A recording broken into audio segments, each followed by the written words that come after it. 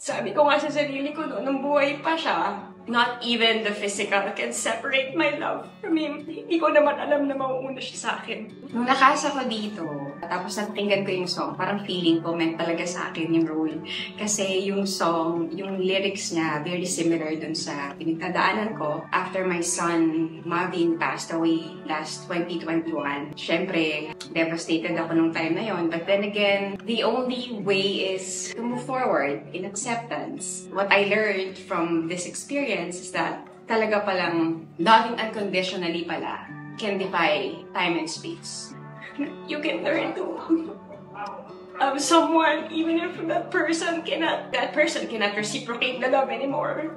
Sabi ko nga sa sarili ko noon, nung buhay pa siya, not even the physical can separate my love from him. Hindi ko naman alam na mauuna siya sa akin. Minsan kasi, you can be next to the person na you promise to love, but you can still be emotionally unavailable, di ba? But if you truly love someone, hindi ka mag-expect ng kahit anong in return. And you can only do that if you love yourself. Kasi you can only source it from within. Yung loving beyond time and space, yung loving without terms, conditions, posible yun as long as you know how to source it from within. If you're willing to love someone beyond time and space, beyond the distance, hindi ka magsiset ng standards. There's no ifs or buts or whys. You just love. Because for me, love is all there is. Everything else is just an illusion, just like time and space.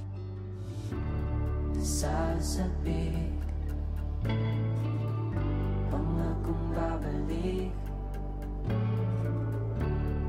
hanap ng daan, makalapit lang, makalapit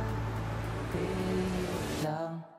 Kahit 11,100 layo,